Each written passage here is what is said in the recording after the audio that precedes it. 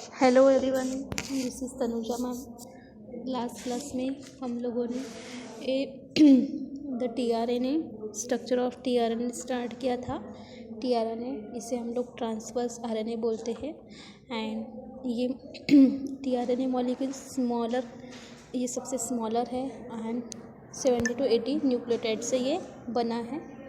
It is single standard है, but number of the complementary base sequence after pairing it is shape like clover leaf. ये generally single strand से बना है, but generally इसका अगर हम लोग स्ट्रक्चर देखते हैं तो हम लोगों को इसका structure clover leaf like structure दिखता है। Each tRNA can pick up particular amino acid. ये जो टीआरएनए है ये पर्टिकुलर अमाइनो एसिड को पिक करते हैं। It is clover leaf model of the tRNA is firstly discovered by the Holy in 1965 and following 4 part can be recognized on the tRNA। और ये जो आप लोगों को tRNA दिख रहा है इसमें हम लोग को 4 पार्ट दिखते हैं। फर्स्ट है DHU आर्म, इसे हम लोग बोलेंगे डिहाइड्रोक्सी यूरेसिल लूप। सेकेंड है अमाइनो, इसे ही हम लोग बोलेंगे अमाइनो एसिड रिकॉग्नाइजेशन साइट।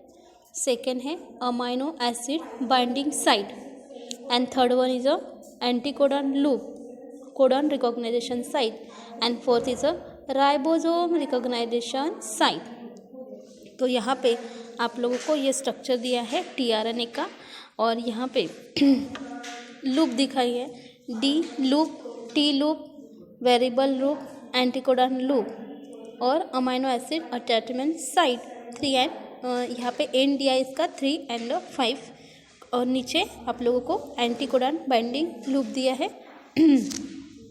तो इन द ये जनरली हम लोगों ने बताया है टीआरएनए कैसा है, सिंगल स्टैंडर्ड है, बट इसके complementary base sequence after the pairing, और इसका जब कॉम्प्लीमेंटरी बेस पेयर होते हैं उसके बाद हम लोगों को ये कैसा दिखता है, क्लोवर लीफ लाइक स्ट्रक्चर दिखता है।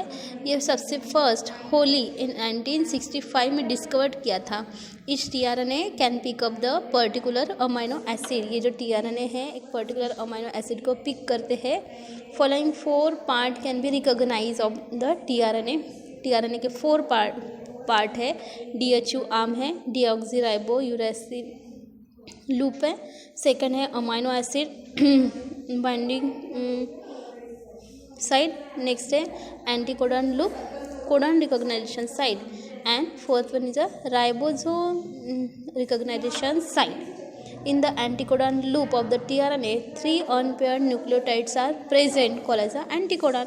हम लोग बोलते हैं कि ये जो ये लूप है हम लोग को दिख रहा है द एंटीकोडॉन लूप, ये एंटीकोडॉन लूप है, यहाँ पे 3 अनपेयर्ड न्यूक्लियोटाइड प्रेजेंट होते हैं और इसे हम लोग बोलेंगे एंटीकोडॉन बोलेंगे।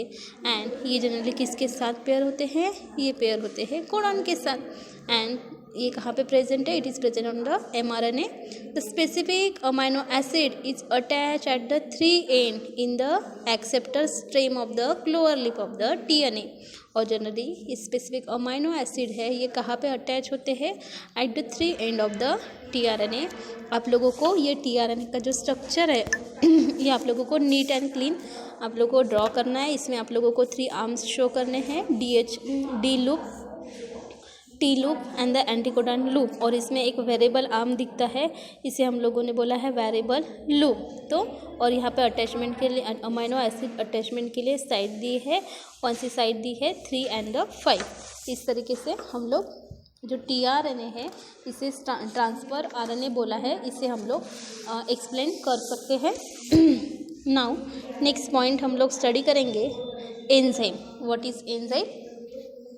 Thousands of the different chemical reaction take place automatically at a given time in a tiny living cell।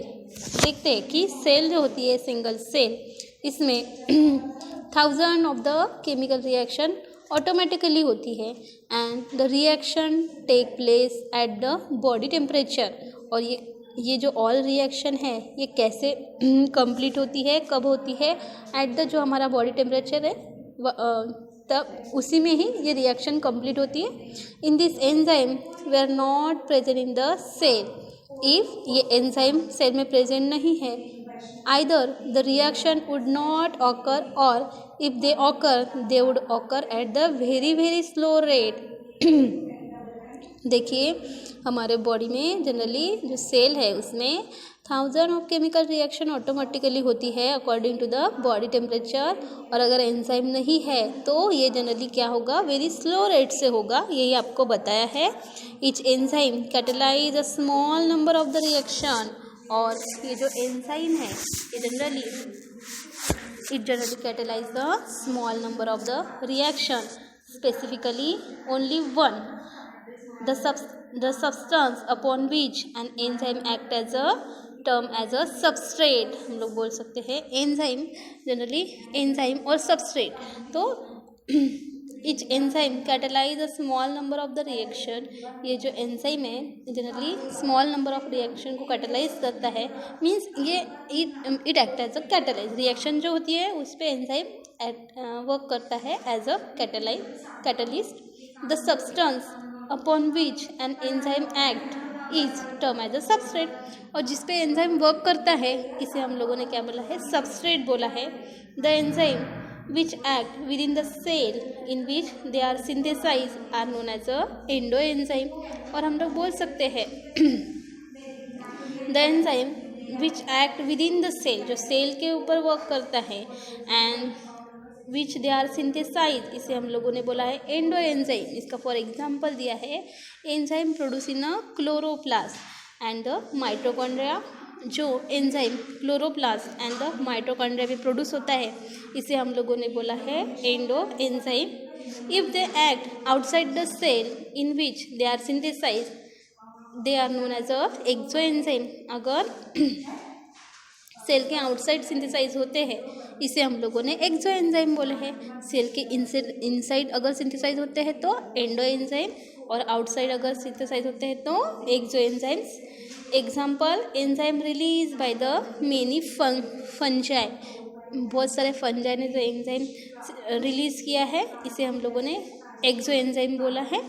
This enzyme are synthesise by the living cell, ये एंजाइम किसने सिंथेसाइज किया है, लिविंग सेल।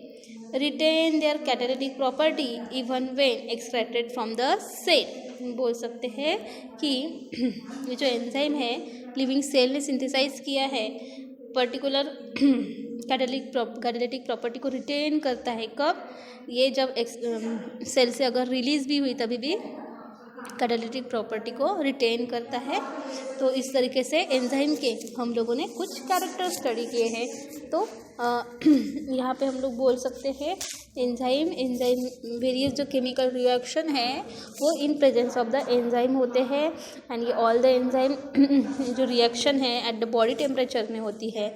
एंड अगर enzyme present नहीं है तो reaction very slow rate से जाती है। और एंजाइम के टाइप है exo enzyme and the endo enzyme. Exo enzyme means क्या, जो सेल के इनसाइड प्रोड्यूस होती है। तो जो एंजाइम क्लोरोप्लास्ट एंड माइटोकॉन्ड्रिया के इनसाइड होता है exo enzyme, and the endo enzyme outside. For example कुछ फंगस ने क्या किया है, एंजाइम प्रोड्यूस किया है तो एक्सो एंजाइम बोलेंगे। नेक्स्ट पॉइंट है हमारा nature of the enzyme. Enzyme का नेचर एग्जैक्ट क्या है, नेचर ऑफ द एंजाइम। तो on the basis of the chemical composition the enzyme can be put into the two categories. लोग बोल सकते हैं ये एंजाइम में कौन सा केमिकल कंपोजिशन है उसके अकॉर्डिंग ये एंजाइम टू कैटेगरीज में हम लोग उसको रख सकते हैं। फर्स्ट है प्योरली प्रोटीनेशियस एंजाइम, इसे हम लोगों ने बोला है प्रोटीएज। एंड सेकेंड है कॉन्जुगेटेड एंजाइम। फर्स्ट है प्योरली प्रोटीनेशियस एंजाइम, इसका एग्जांपल है प्रोटीएज दैट स्प्लिट प्रोटीन। और ये प्रोटीएज एंजाइम क्या करता है, प्रोटीन को स्प्लिट करता है। सेकेंड है कॉन्जुगेटेड एंजाइम। कॉन्जुगेटेड एंजाइम ये प्रोटीन से बना होता है to which non protein prostate group is attach, और इसमें non protein conjugated enzyme protein से बना होता है, बट उसके साथ साथ नॉन प्रोटीनेशियस प्रोस्थेटिक ग्रुप भी उसे अटैच होता है. The prosthetic group is firmly bound to the protein component by the chemical bond and it is not remove by the hydrolysis. लोग बोल सकते हैं जो प्रोस्थेटिक ग्रुप है ये जनरली प्रोटीन कंपाउंड से फर्मली बाउंड होता है और ये जनरली हाइड्रोलिसिस जो प्रोसेस है उससे इजीली रिमूव नहीं होता. If the prosthetic group is remove, अगर हम लोगों ने प्रोस्थेटिक ग्रुप को रिमूव किया है, the protein part of the enzyme become inactive. तो क्या होता है, जो एंजाइम का प्रोटीन पार्ट जो है वो बिकम कैसे हो जाता है, इनएक्टिव हो जाता है. फिर से हम लोग बोल सकते हैं nature of the enzyme on the base of the chemical composition. Enzyme को हम लोगों ने 2 कैटेगरी में रखा है, purely proteinaceous enzyme and the conjugated enzyme. Generally purely proteinaceous enzyme है, प्रोटीएज है और जनरली प्रोटीन को स्प्लिट करता है. और कॉन्जुगेटेड एंजाइम है और ये किससे बना है, प्रोटीन से बना है और उसके साथ नॉन प्रोटीन ग्रुप भी अटैच है. द प्रोस्थेटिक ग्रुप ये फर्मली बाउंड होता है एंड ये जनरली हम लोग हाइड्रोलिसिस प्रोसेस से इजीली रिमूव कर सकते हैं क्या, नहीं. अगर if prosthetic group is remove, अगर प्रोस्थेटिक ग्रुप रिमूव किया जाए तो protein part of the enzyme become कैसे हो जाता है, इनएक्टिव, इनफंक्शनलेस. इसकी वजह से एंजाइम एंड प्रोस्थेटिक ग्रुप ये दोनों का वर्क बहुत इंपॉर्टेंट है. There are enzyme which require the certain organic compound and the inorganic ion for their activity. Generally ये जो एंजाइम्स है इसे certain organic compound and the inorganic ion की रिक्वायरमेंट होती है फॉर देयर एक्टिविटी.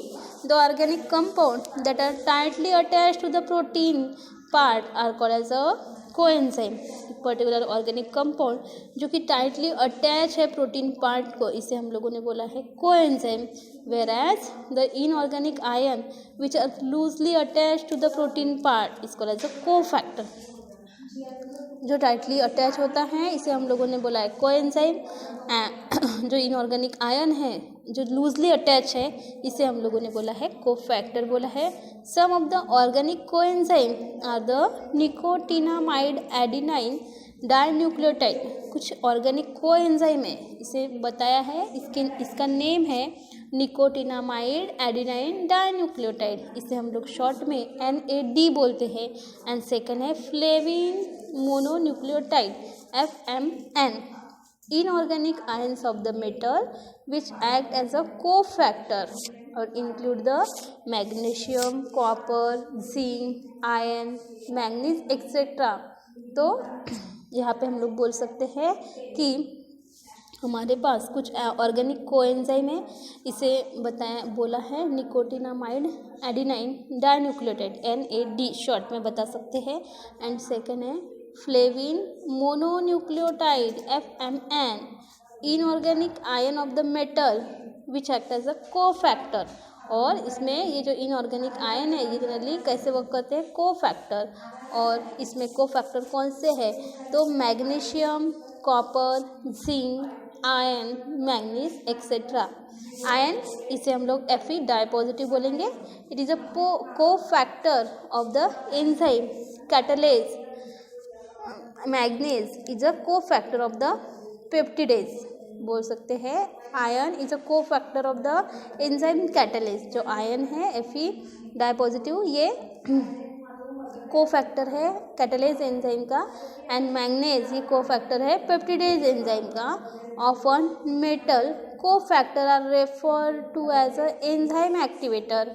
हम लोग बोल सकते हैं मेटल कोफैक्टर ये कैसे वर्क कर सकता है, enzyme activator as a work कर सकता है. यहाँ पे आप लोगों को कुछ एंजाइम्स की प्रॉपर्टीज़ गिवन है. Properties of the enzymes. What are the properties of the enzyme. Proteinaceous nature सबसे पहली प्रॉपर्टी है प्रोटीनेशियस नेचर.